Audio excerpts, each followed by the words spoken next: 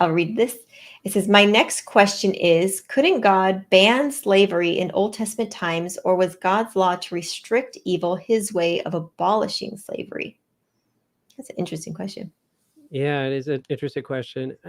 It was kind of along the lines of what we were just talking about, like with jewelry. God can outright come and tell everybody, don't wear jewelry or else you won't get into heaven. But the knee-jerk reaction for people is always going to be like, what? Take away my jewelry? How dare you? I don't want to, serve a God like that.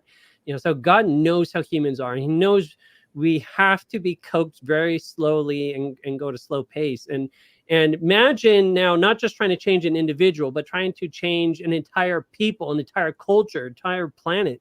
So God baby steps his people. And so, for example, when he just pulled the Israelites out of slavery, out of Egypt, he doesn't completely abolish everything that they know and are used to. He changes a lot of things very radically. The laws he gives them are very liberal for the day, or very progressive in certain ways. For women's rights, for slave rights, all these things. He really does take things very far, but he doesn't completely change it so much that is beyond their ability to understand how things will work now. God definitely has disdained slavery from the first day anybody enslaved another person. There's absolutely no doubt about that. We just read the Bible all the time, all these verses about wanting to set the prisoners free, trying to, Jesus wanted to set us free from slavery, alluding to even sin as being like a slavery. In fact, all of us are in a sense a slave to sin, as Paul would say. We're all in a sense slaves to Satan, who's kind of the ruler of this world, until Jesus comes and totally displaces him.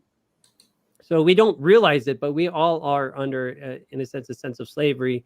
And God is out to abolish all forms of oppression and injustice and anybody sort of taking advantage of another person. So if we see this in, for example, Psalm 82, where God is having that divine council meeting and chewing out the gods for being bad rulers and letting oppression continue and not taking care of the poor, the widow, the orphan, the oppressed people. So God is going to have a day when he's going to set it all straight, but he really nowadays is calling on his people to call out the injustice and right those wrongs, and bring people to a better understanding of God's love, which should prompt us then to not participate in slavery or anything like that.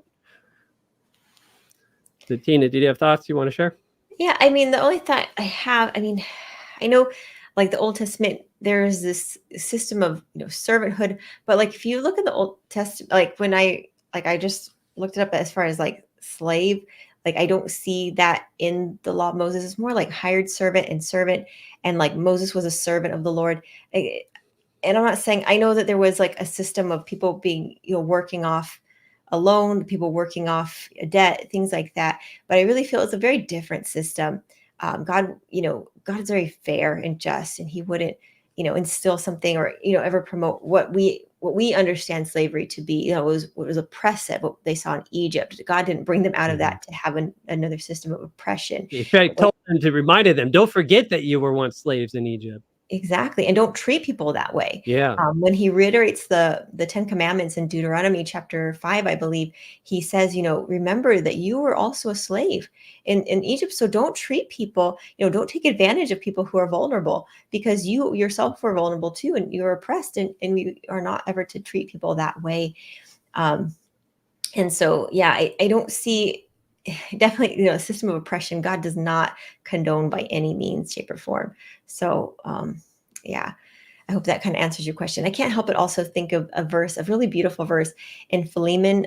There was a man who was basically a slave or servant, and Paul writes to him because this slave ran away, and he says, when he comes back, don't treat him as a slave, but as a brother. And so, it wasn't just like treat him nice, but it's like your own family as your brother. And we have to, if we're going to call the name of Christ, like we have to call everybody by as though they are our brother or sister, because we are the family of God, and we're all part of God's family, no matter what your background. So, because we all have the same two parents, Adam and Eve. So there's no reason to ever oppress or look down on people in any way. That's very unbiblical. Yeah. So, And then I have to say with the law of Moses, though, it is a little complex in that there's a little bit of two-tier system where there's some laws that apply if it's like Hebrew versus Hebrew, or mm, so Hebrew slaves are going to be treated differently than there might be like a foreign slave. But God still, at the end of the day, wants foreigners to be remembered and treated decently too.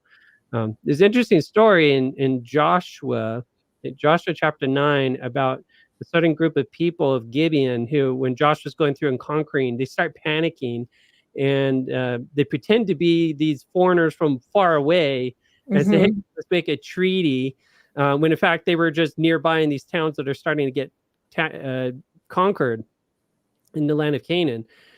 So after the Israelites find out about these guys tricking them and deceiving mhm. them, they sort of strike out a deal and they say, "Okay, look, we're your servants, and we'll do what you asked us to do." And they end up like hauling, I think, firewood and water and stuff like that for the sanctuary. So it's interesting how um, they sort of become, I don't know if slave is the right word. The Bible uses servants with regard to them, probably depending on what translation you're looking at. But interesting story there. Yeah, no, for sure. And I mean, definitely, like, back then, I don't know how, currency was. I mean, they definitely had gold and silver and things like that. But I feel like, people wanted, service as, something to pay for, you know, things that they were offering, like food Mhm. or whatever. So it was just a different world Yeah, too. and I So, have to say that wasn't God's plan. God didn't tell the Israelites have a treaty with these people, enslave mm-mm, these people, and all that. This was Israelites doing their own thing without consulting with God, and it may have come back to bite them because God wanted these, all the people in the area to be pushed out or wiped out so that they wouldn't become a thorn in the side of Israel and lead them back into idolatry. And Israel, because they let those people stay, they end up becoming corrupted by the Canaanite influences.